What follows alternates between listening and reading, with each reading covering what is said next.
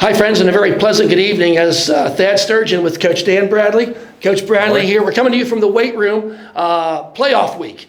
We've not said that around here in Ellwood City, for football-wise anyway, since 2011. And Coach Bradley has taken some time to sit down with us, answer a few questions about the season and the upcoming big game on Friday night. Coach Bradley, your second year here coaching, and you took over the program, but was on a 26, 27-game losing streak. Last year you come in, you were 2-8. You come in this year, you end up 5-5. What have you seen about the team from last year to this year that has got us in trending in the right direction? I think just maturity. Another year for a lot of young players. We had a really small senior class last year, a small senior class this year. So really, provide an opportunity for a lot of young players to play before they were ready to. But the experience was well worth it this year, and the team has benefited from it.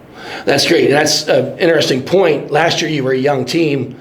This year you're still a young team with just 4 seniors and 17, 18 juniors coming on up through the ranks. The season started off good, a couple wins. As you look back over the season, was there a high point, a low point, or at what point did you think, I have a playoff football team here?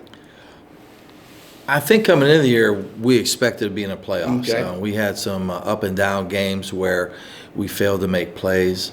Some of the games we lost, or all the games we lost, we were in the game, and I think the games were a lot more competitive than the final score indicated. Some breakdowns here, breakdowns there, missed opportunities here and there, and all of a sudden you're down 21 points. I do think we were more competitive, across the board than we have been. And for me, I don't know if there was a turning point, but I think the deciding point was the game against Riverside. It was a game we needed to win, a game they wanted to win and possibly make the playoffs. The coaches, the Shannon coaches after the game last year, told us we should beat Riverside last year, and we came out and laid an egg. So I was a little worried, but I think we came out and played well and made a statement. Well, that Riverside game, we lost to them 7 times in a row. What was the team like after you mercied them? And then you clinched the playoff spot when you got on the bus. You knew that when you got on the bus to come home. What was that excitement like? I don't think it was the same as it would have been if it were 21-20. But I do think that we were focused all week and determined that this was going to happen. And we played, very well and very decisive way. And it showed. And, our kids were pumped for a lot of reasons. Making the playoffs, bringing the cup back home, and beating Riverside. So, yes, that's always okay. You were talking about the competitive years.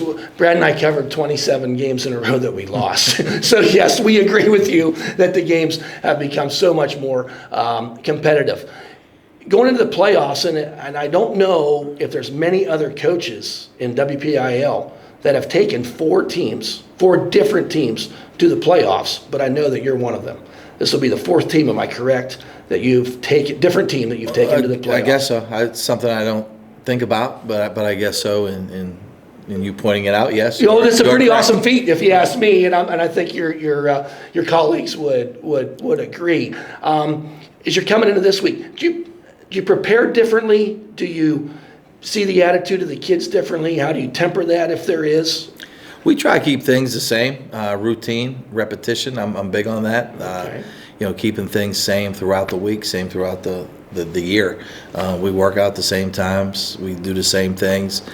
So they know what to expect, but I will say that they have been more focused this week during film and on the field.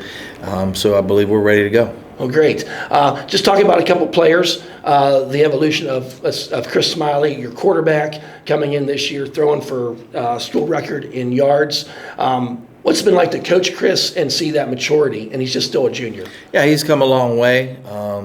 He gets a lot of the credit and the blame being a quarterback, but a lot of his success is attributed to the line and receivers. And he won't tell you, we don't say it too often, but a lot of his failures are not always Chris. Maybe it's a drop ball, a wrong route, a bad pass protection, bad blitz pickup. So he gets the credit along with the blame a lot of times, but he has grown as a player much of our team. Right. And Elijah Palmer McCain, one of the leading, I think he's fourth in WPIL right now in rushing yards. His maturity from that first year that you got to coach him 2 years ago till now. Just a more physical runner. Took him a while to get going a little bit this year. He admitted to me, but more physical runner than he was last year. And again, second half of the season, he just comes on strong against good competition. Right. Yeah, it's not like he's running for the 150 or 200 yards against the bad teams. The teams that we're getting beat by, he's running that in a competitive manner. Right. So. As a coach, how is it nice to have your that balance? It appears. I mean, not too many teams have a 1,400-yard passer and a running back that's running all over the place. How much fun is that as from the offensive side? You got great wide receivers that are contributing, other running backs, you got your line, but you also have that option to pass or run. Yeah, it makes things a lot easier. When you can run and pass close to equally as well. It lets you call plays a little bit more aggressively. You don't have to play it so close to the vest, and gives you some opportunity for big plays when you can come back and pick it up on the ground or get a short pass in the next play. So it lets us open up some big shots down the field when we can run the ball. Oh, great. I'm sure from defensive coordinator on the opposing side gives them something else to worry about too, which is always a plus. Yeah, you don't want to be one-dimensional. No. And it definitely helps out. The game Friday night, Washington going down to play the Prexies. You have some familiarity with that school, correct? Yes. Graduate, 1988. So yes. Okay. Have you ever coached there? No. So you're going. So we can say you're going back home. First time. First time in the stadium since I played. So. That'll be exciting. What can you tell us a little bit about the Prexies in Washington? Traditional power, big up front with some big linemen. Skill guys always present a problem with the big play. Just perennial power, and we're gonna go down and give them a fight. That's what we want to see. That's right. And we will see that Friday night, 7:00. We just found out today, Brad and I, we will be broadcasting the game, and we got some nice pregame stuff going on. So we'll probably be on air about 6:30. Just keep apprised to all of our social media accounts, and we will have the link for that game. It's about an hour and 10-minute drive. As I'm sure Coach Brad, myself would say, we would love to see your smiling faces there at the game. We always want that. But if you can't make it, check us out at the Ellwood City Wolverines YouTube page.